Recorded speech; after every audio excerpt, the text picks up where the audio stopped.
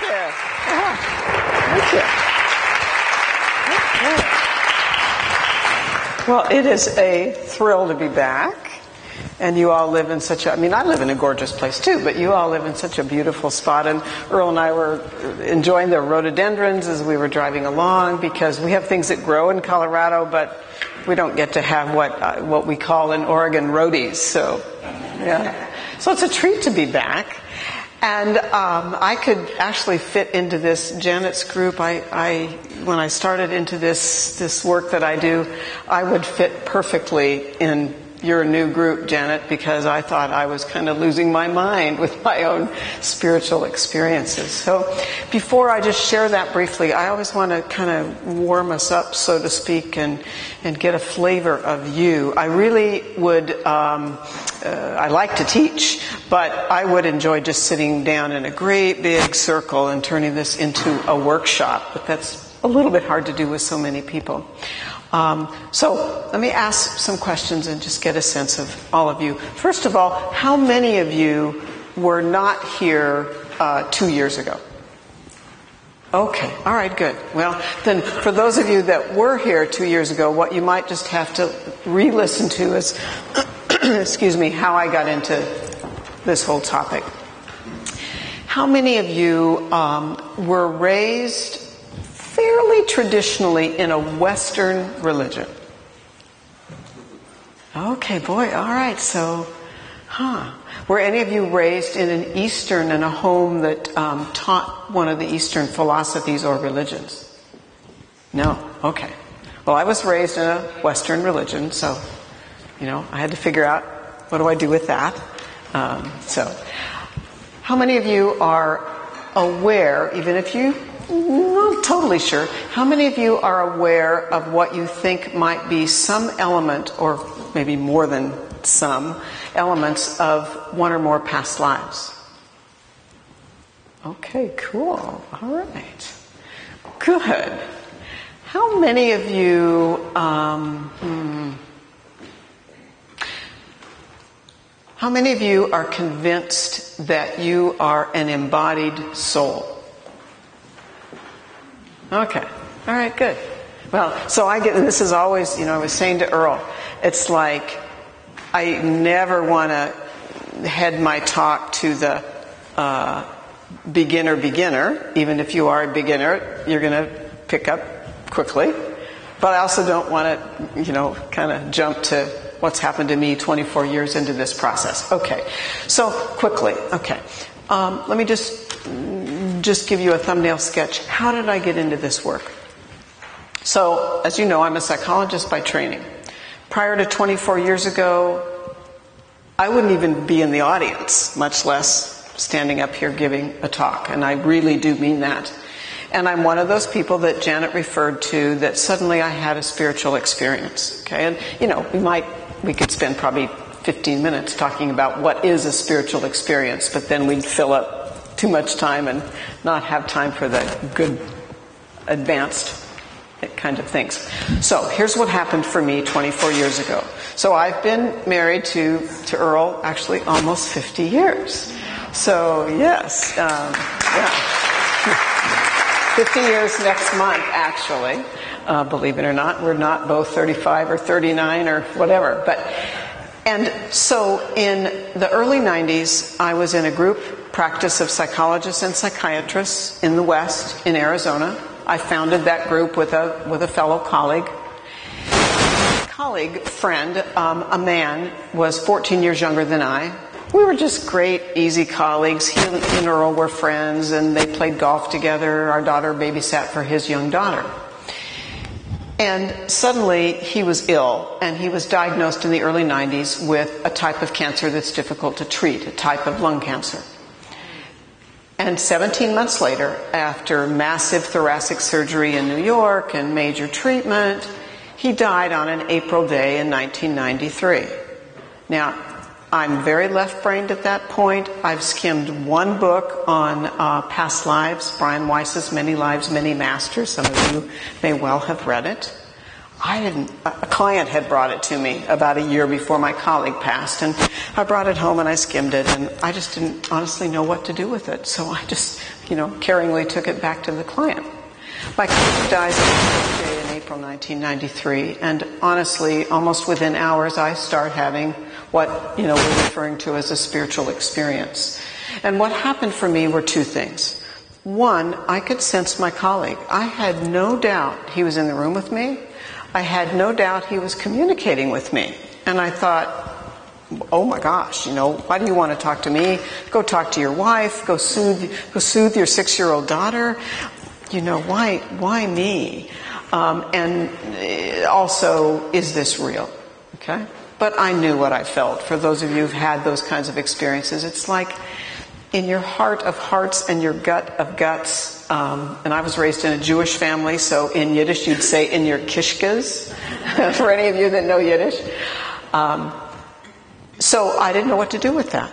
I also began to see in my mind's eye scenes of past lives with my colleague whose name was Bud. Now, I was 46 at the time, so I thought, oh, well, by the time you're 46, you kind of know a fair amount. Well, I really didn't. And so I didn't know what to do with these experiences, except I felt them. I had no doubt that there was some reason they were happening. So I turned to my husband, Earl. Now again, as you know, he'd been my husband for a long time. He was a university professor and administrator, so, we both have all this formal education. And we'd never talked about past lives. We'd never talked about reincarnation. It just never came up in the conversation. And so I turned to Earl and I said, you're going to think I'm kind of nuts, but I have to tell you what's going on. So I related to Earl what I was experiencing, and he just, honestly, he looked at me calmly. I always want to drag him up here and get him to tell that side of a story, but he looked at me calmly and he said, okay. And I said, don't just say okay, react. And I honestly thought he'd just roll his eyes back in his head and go, oh my God, my wife needs some kind of medication. But he didn't. And I said, why are you so calm? And he said, well, here's why. He said, now I remember. He said, I guess I had repressed this all these many, many years. But Earl literally said, and again, he would tell you the same story if he was standing here. He said, when I was a boy, I remembered my past life spontaneously. And then he said, but I didn't tell anybody because what would they think? But he said at about age 10, I knew I had past lives. Don't ask me how I was sure, but I remembered details. In fact, he said, I knew I was a man. I was an East Indian man. I could see scenes of my life as a dark-skinned man in India. So Earl said, I guess I've always believed in this, but I forgot. Go learn, go study. Well, for me, that was like, unlocking a door. And I just couldn't help myself. As nervous as I was about what do I tell my psychologists and psychiatrist colleagues in my group, we were in an office building of medical doctors. Most of my referrals came from medical doctors. So I thought, oh my gosh, what am I going to do about this? But I couldn't help myself. So I started reading, studying, all kinds of things. I needed to validate my experiences. And honestly, that's why I stand here in front of you today, is because I started reading, studying, learning how to guide regression. And I want to just comment, some of you maybe have had a regression, but regression means you become your own channel. It doesn't mean that I'm the channel. It means the therapist, the regression therapist, guides you to access your own past life and soul level material. So when I talk to you now about what I have no doubt is true, the reason I have no doubt that it's true is because I hear it pretty nearly week in and week out, and have for about 20, in that range of time, that many years, where I just guide the client. It's kind of like I'm the driver of the bus, but I don't determine the itinerary of the bus in a regression, and I have nothing to do with the content except to support the client. Okay? We all truly have the ability, if we want to use the word channel. Channel just means tapping into your soul awareness. We all have the ability to tap into our own past lives and our own soul level and our own spiritual guides. Okay? And basically, that's what I've done for many, many years. So I want to kind of start from kind of ground zero. And I realize you all have different levels of experience and knowledge, so just bear with me as I just kind of help us to kind of operate from the same kind of playing field, if you will. So what I believe is completely true is that each of us as a soul, each of us agreed to come into body, each of us agreed to be here now in body. Joe made a lovely statement about if you watch the news, you need a means of coping, okay? We won't go down a political road right now, so that's not where I'm headed. But we also could chat briefly about, and if there's time, we will. Why now? What's going on? Why are all these things happening? What can I do about it? And that sort of thing. But I'll leave that until later, and if somebody wants to bring that up as a question, we'll go there. So, what is a soul? Okay? A soul is divine energy, okay, that agrees to grow, that agrees to evolve. When you're a very, very young soul, and there's no better, worse, good, bad about, levels of soul development, except that is my work. It's about soul evolution, okay? When you're a new and young soul, you're a kindergartner. We've all been kindergartners and first graders. Is there anything wrong with that? Of course not. But we agree to keep stepping into lives and evolving. We evolve in body. We don't evolve primarily out of body. But of course, that's not what Western religion teaches us. Now, I'm not anti-Western religion. I still celebrate certain holidays with my family, and so, if you ask me what my religion is, I will tell you that I'm Jewish, and participate to a degree. Is that really what is primary in my life the way it was years ago? It's not. So we live in a world, I think, that, I'm trying to think of what word I want to use, that talks about soul and God like it's top down. Okay? We live, I always say, if I can put it this way, if you're Jewish, you have family guilt. Because Jews are taught to have family guilt. Like, oh my gosh, I didn't call my mother my mother's on the other side, so I can dial her up anytime I want. But I think about, and I actually do talk to my mother at times on the other side. I think about if you're Christian, you have a degree of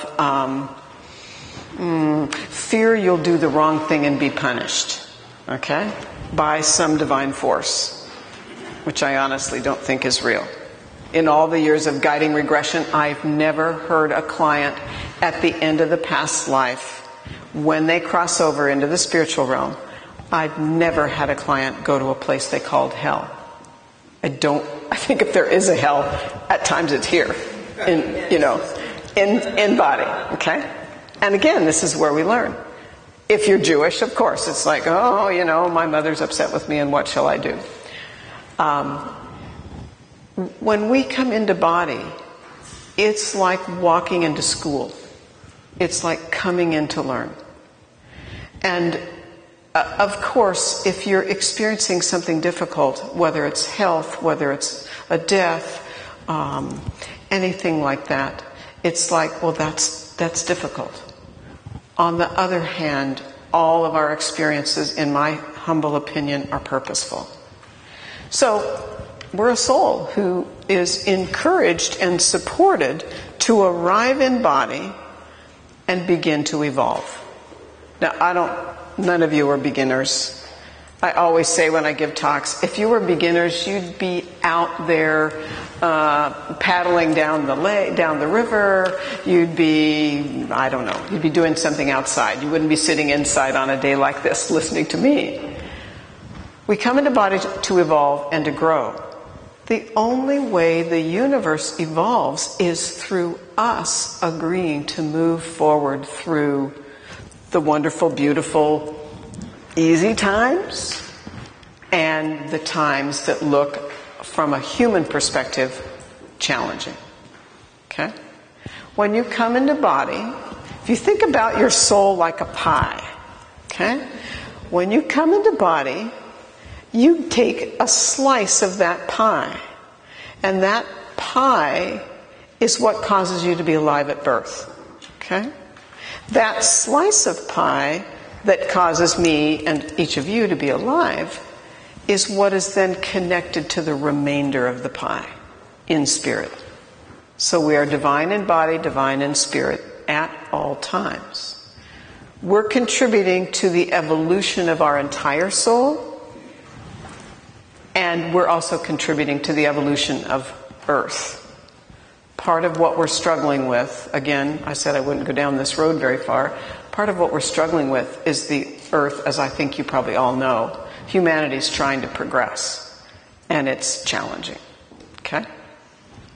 So, when my colleague Bud passed, what I totally believe is true is that at a soul level, I basically agreed to let a door be kind of flung open. But it was up to me what to do with that door. It wasn't up, we all have spiritual guides. I'll go there in a few minutes. We'll talk about guides. We all have support and love and guidance. We're here to advance. You've all been here before, and just to stick my toe in the water of another topic, some of you have had lives, perhaps more than one, somewhere other than Earth. Okay? How many of you have ever considered the possibility that you've had a life, one or more, somewhere not on Earth? Oh, yay. Okay, cool. So I'll just say, I have 2 books up here that I've written. The third one will be out in about 6 to 9 months. I just finished the manuscript. These are all filled with client material. I took a lot of my client cases of past lives not here, and how that affects us, and what that means about us. And that filled the whole book. Okay? So, now let's make it a little bit more simple. Okay? Past lives on Earth. Okay? I have clients that can access past lives prehistoric. I had, I won't be breaking any confidentiality. I had a client yesterday in Central Philly where we're staying. And in her past life, she, the female client, was a man. And she was a man with long blonde curls almost down to her waist. The man had on a toga of sorts. And in the first scene, the man that was the client was laying on like a marble slab in a cave. And there was almost, I wouldn't exactly call it a laying on of hands, but there was a circle of men and women, about 30 around the slab. And they were shoulder to shoulder. The client said, "I've realized I fell and I was carried into this cave for healing. I think this is Greek times. I can feel my back laying on this slab, but I have no feeling on the front part of my body. And I realize I can't move. I have no ability to move. They are trying to heal me. And then I die." So I don't know if the client went home and did any Google searching, but I did. And I discovered that in about somewhere around 600 BC or BCE, however you want to term that, Greeks used caves for healing. So this client has always had fears of becoming incapacitated. This client's always had fears of becoming paralyzed. I think she discovered at least one piece of the puzzle. Okay? So that leads me to the notion of karma and dharma. Okay? And we could play school here, but that'll just kind of slow things down. Most of you probably know what karma means. So karma means in our past lives, we made mistakes. We come into body with a plan. And some of you might go, what was I thinking? You know, why did I choose that sibling? Why did I choose that mother, that father, that grandparent, that whatever? Why did I choose? Did I choose to be abused? Did I choose really complicated? Did I choose to have some kind of physical anomaly? The answer with the most basic things is yes. Okay? I'll talk more in a few minutes about life plan, but let me just say that we all make mistakes. We all incur karma. Why? Because when we come to the human body, we have free will.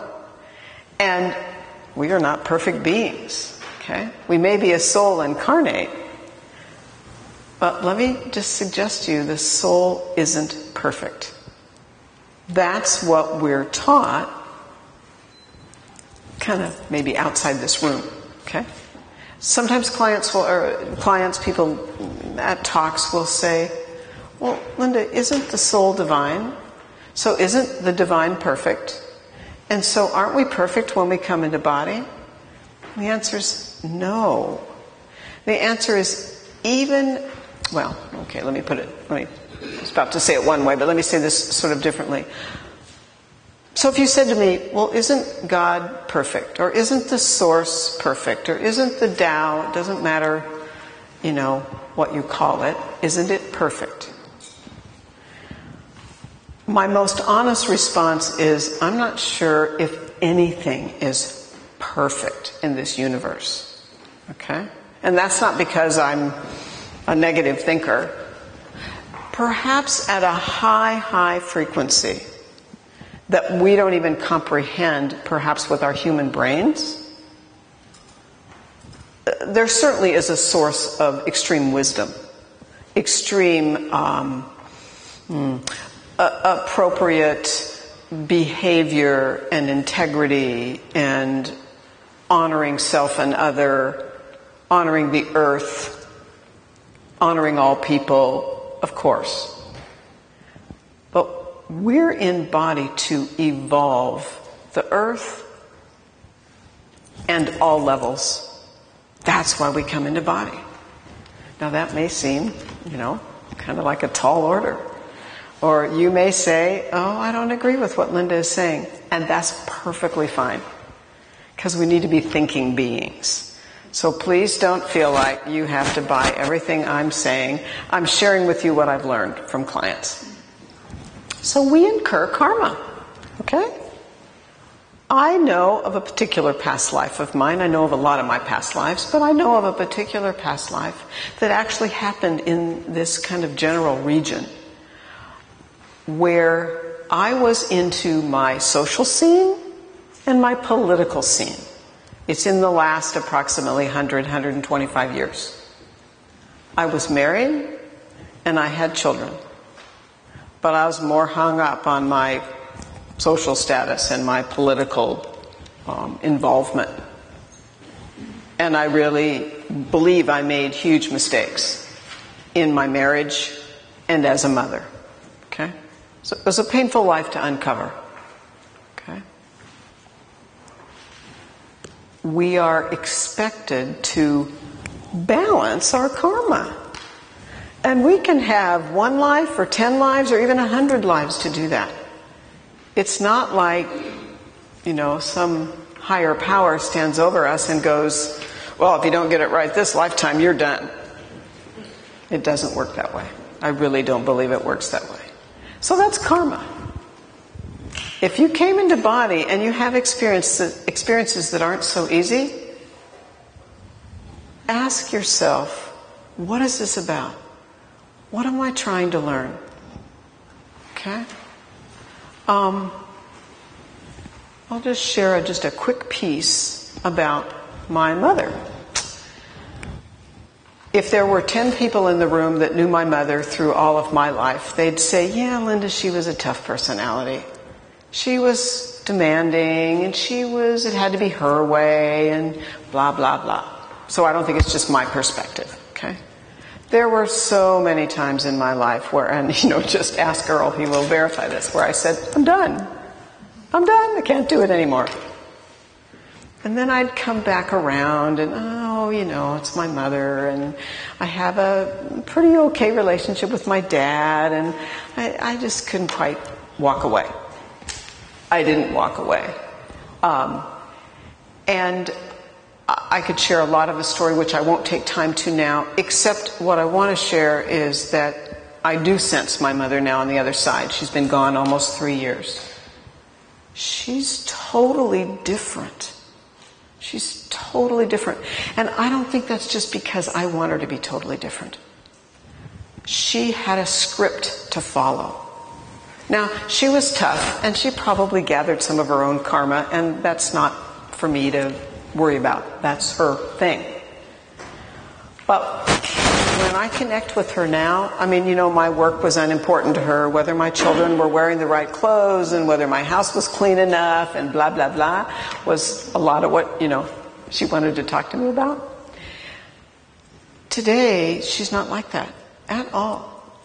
So I want to suggest to, if there are always people out there struggling with mothers, fathers, siblings, best friends, whatever, sometimes they agreed to push your learning. I really think that my mother agreed to push my learning. Now, easy for me to say now because I don't have to deal with her in body anymore, okay? But think about that. So we plan our lives. I had karma I was balancing in part by having a mother like that. Okay? I had to learn in many ways how not to be. And she was my absolute best teacher of how not to be. And I've had many clients who finish their regressions and they will be either processing the session with their spiritual guide or with the soul of a loved one that was in the past life. And this kind of processing goes on. And it's like I remember a client who's not me where the grandmother, the client's grandmother in life today that was tough was a mother in the past life. And that's how you trade places. So I want everybody to know those are the kind of ways we trade places with our loved ones and people close to us, not just blood relatives. And the soul of the abusive mother that was my client's grandmother in the client's current life said, you have to learn how to be by getting a sense of how not to be. Sometimes that's the best way to learn. Now, so that we don't just paint some difficult picture of karma, karma, karma, how many of you have heard the word dharma? Okay, somebody just, if you will, raise your hand, tell me what dharma is. Yeah, right back here. Dharma is a Buddhist, maybe a Hindu teaching. Correct. Totally right.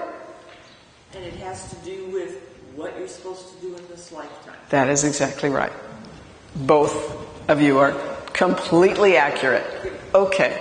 So sometimes clients come in for regression work and they'll say, well, I don't want to learn that I was a terrible person or that I have lots of clients who do go to past lives like during World War II and the Holocaust. Okay? I don't want to learn that I was involved in something really difficult during that era of time. Some of my clients discover dharma in their past lives. They discover what worked and what they learned, because in life today they think they've never learned that, or they think they've never had that useful experience, that comfortable romantic relationship, that capable parenting, that life of sufficient abundance, and on and on and on. Okay? So I want to blow misconceptions, if I can. I want to blow one more misconception. I have lots of clients who will say, well, why do I need to understand my past lives?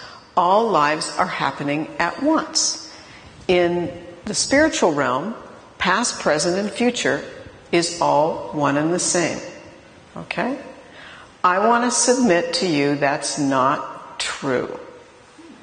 Because we come here to evolve. Our spiritual guides support us to evolve. As we evolve, the planet evolves. As we evolve, not only does the earth evolve, but the spiritual realm tied to earth, I'll say more about that in a second, also evolves, and the universe evolves. The way everything grows is through our legwork, through our, you might say through our grit and grace. Okay? So sometimes people will say, well, I don't care about my past lives. They're over, they're done with. The past life that a client uncovers, or that you get images of, even in your own spiritual practice time, is a past life you're meant to know about. I needed to know about my past life with my colleague. I needed to know why he was the catalyst for my shifting. So often we're taught, well, life should be smooth and easy and lovely and everybody gets along. Why are we going through what we're going through right now in our country politically? There's lots of reasons, but one of the reasons is I believe it was time for people to start speaking their truth, speaking up. And that's happening. And as much as I don't like a lot of what's going on, speaking up, I think, has and will make a difference. Okay? So, I'm kind of ticking through topics. How many of you have sensed a spiritual guide in any modality, whether it was a regression or your spiritual time or you're out taking a walk? And when I say spiritual guide, could be in human form, could be in animal form, could be a loved one, and could just feel like an energetic, supportive power. Okay, good. We all have spiritual guides. We're never left without guidance. We forget to tune into that. We forget to trust that. Okay? When you think about spiritual guides, try not to just think about a singular human-like being. Okay? It might be a singular human-like being. It could be an archangel. It could be the one that I like to call Master Yeshua. Okay?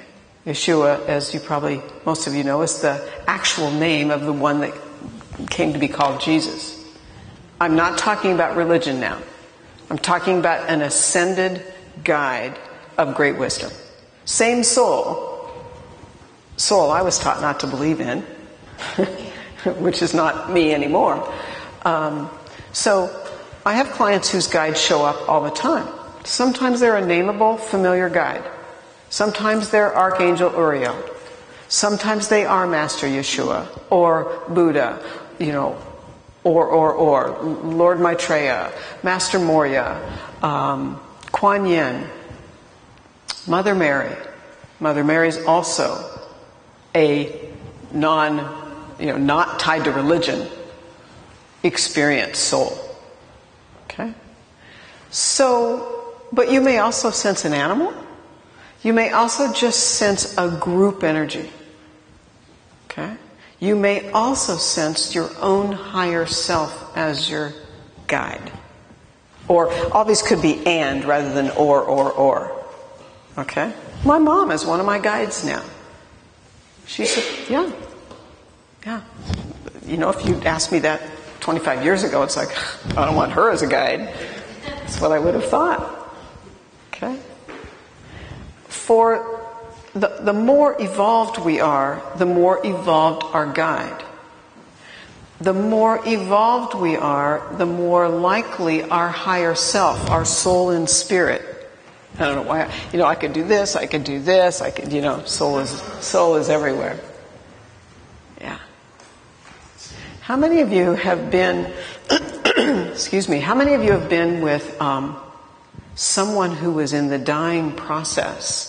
And you sensed when their soul was loosening, or you sensed literally when their soul left their body, even if they were still breathing. Yeah, you can feel that. You can qualitatively feel the soul. Or sometimes you can sense that with one of your animals. Okay? I remember a particular cat of ours that was ill, and so we had to euthanize the cat. And actually the vet tech was a good friend of ours.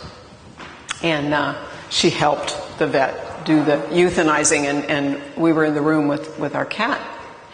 And later, when we left the vet's office, my friend called me and she said, your cat followed you right out the door. Your cat went right with you. And, I saw you guys go out the door, and there was your cat. It works that way. Okay. Let me say, let's turn this a little bit into a little bit of a mini workshop. I want all of you to start thinking about your current life. Okay? And I'd like you to begin by thinking about some aspect, some experience, some person, something in your life prior to the age of 20 that changed you, shifted you, was either a wonderful experience or a tough experience, but it's sort of like, I'd like to teach with the concept of a lifeline. And by paying attention to our lifeline, and now I'm talking about current life, by paying attention to our lifeline, we learn elements of what we planned in life today. We also learn elements of past lives by looking at our lifeline. Okay? So here's a quick example. Okay? Now remember, and I hang on. Quick drink.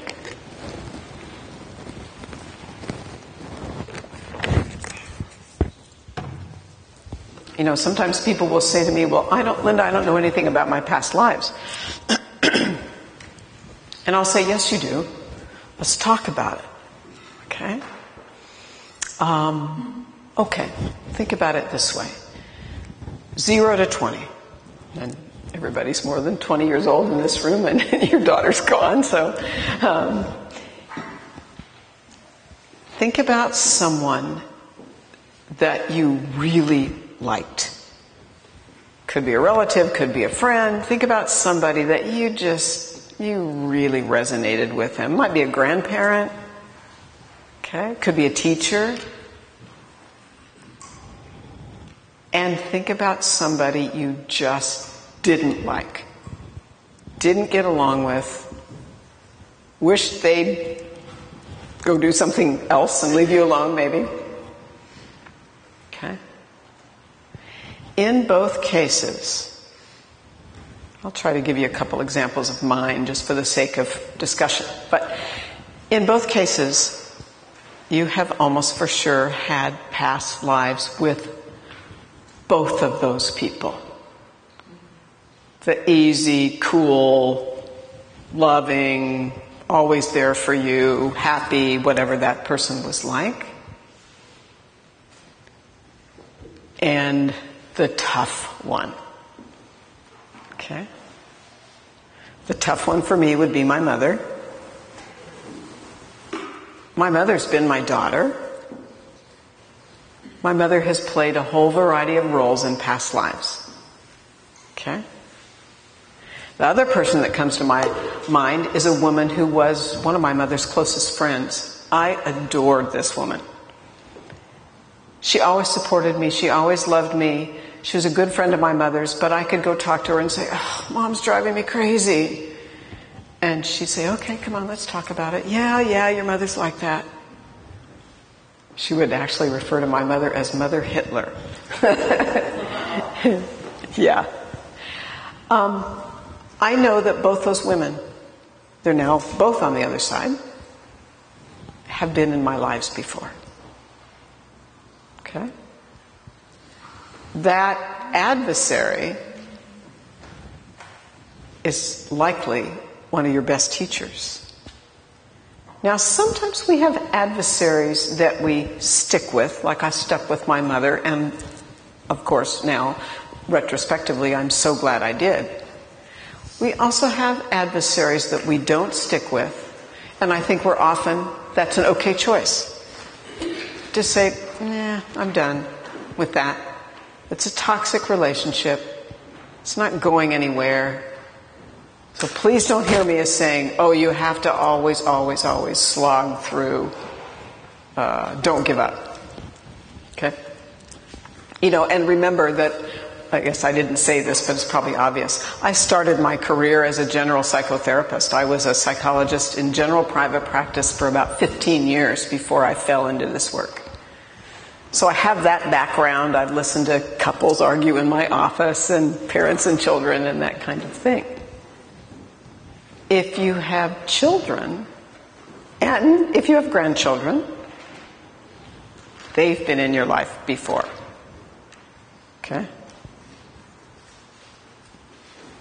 That leads me, we could spend hours here because I could share so much, but since I brought that up, that probably leads me to something that would be useful. And I want to caution everybody about terms. If a spiritual teacher uses a term, try to find out what that teacher means by that term. Like soulmate, twin soul, okay? Those kinds of terms. Because some teachers mean different things, okay? So just find out so you understand what that teacher's actually talking about. When your soul is created, and this has come forward through repetitive regressions. When your soul is created, at the very same time another separate soul is created, and you are not the same soul, but you are going to push each other's learning. Lifetime to lifetime to lifetime. In most lives, you will be in most of each other's lives. That is called mate souls, not soulmates. I'm not talking about perfect, lovely romantic relationships. I'm talking about two souls created at the same time, created to support each other and push each other's learning. The way I would describe that is, in whatever relationship you have in life today, they have your back, you have their back, and they hold up a mirror to you, and you hold up a mirror to them. Okay? But that have your back it's just almost this uncanny balance of mirroring back to you, mirroring yourself back to you, but stake in the ground, never leaving. Okay? Earl and I have 2 children, married children with grandchildren. Our son is my mate soul. We have shared lifetime after lifetime after lifetime. Of course, I love him dearly. I don't know why I feel emotional, but I really do. He's our oldest child. I love him dearly. And sometimes I can get so irritated with him. Sometimes I can get so frustrated. And yet, I love him to the end of the earth. You all have a mate soul. Now, occasionally we don't know our mate soul. That's a possibility. That does happen. Okay? And is it always easy to figure out who is your mate soul? No, not exactly. It is likely, underscore likely, not your romantic partner, if you have a romantic partner. It is also possible it was your romantic partner and it didn't work. And you separated or divorced or whatever for the sake of learning. That is tough. Okay? But it happens. So we come into body to learn. Some people have repetitive illnesses, and it's like, why is this person having to go through this? What's the point? I would say 99.9% of the time, there is a point. Okay? All right. Topics. Okay? Now think about your life from age 20 until now. Okay? For some of you, you're like me. That's a lot of years. And think about two other people. Close, highly resonant. Okay? Earl and I have shared many lives. We messed up in lots of those lives. Okay? It was a challenge to figure it out this time. And I think after 50 years we have, and we still like each other and travel together all the time.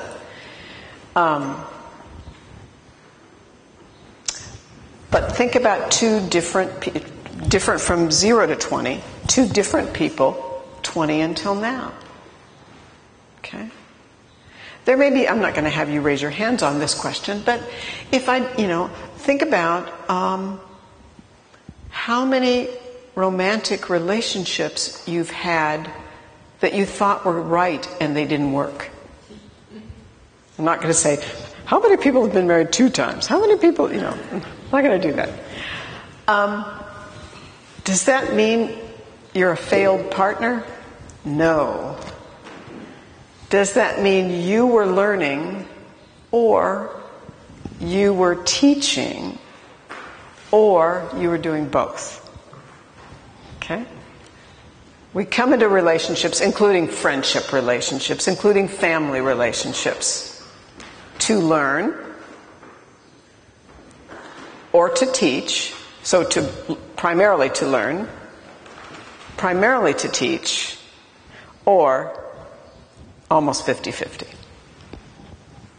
And I always like to say we're all students and we're all teachers. We're totally all students and all teachers. So I stand here telling you all kinds of things that I believe I know are true. You can teach me a whole heck of a lot. Okay?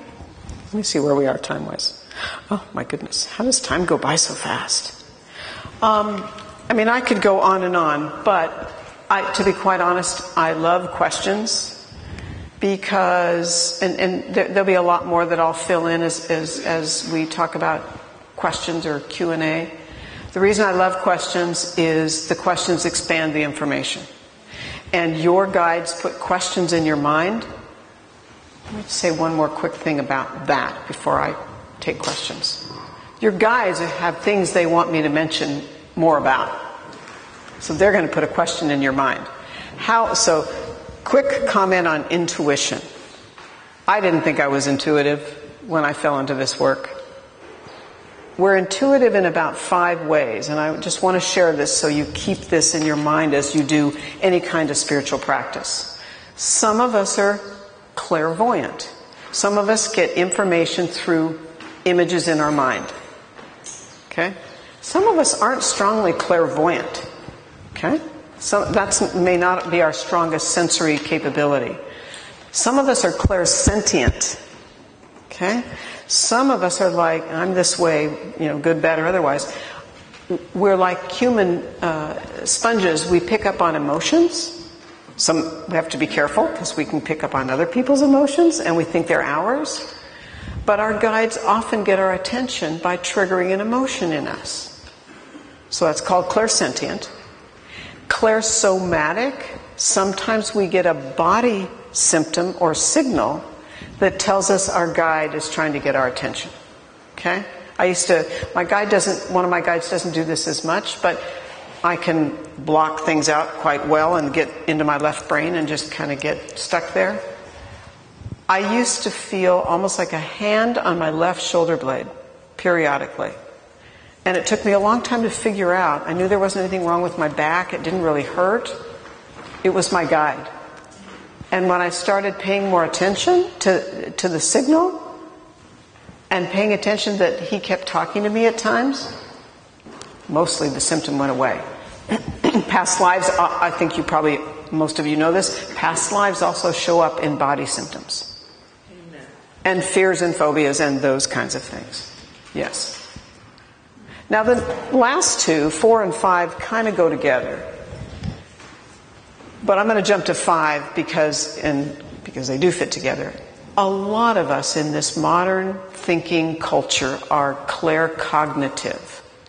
Your guides talk to you and you think they're your thoughts and you're making up those thoughts, but you're not. They're your guides putting thoughts in your mind. Okay? I once had the experience of feeling like I was being told that something was wrong with our son. He was an adult, a young adult, working about 2,000 miles away. I learned a little while later that at the moment I had the thought that something was wrong with him. He had a bicycle accident. He fell off his bicycle and he broke his collarbone. It's like, oh, maybe I am intuitive. Okay? I didn't think I was. Thank you so much. Thank you. My pleasure.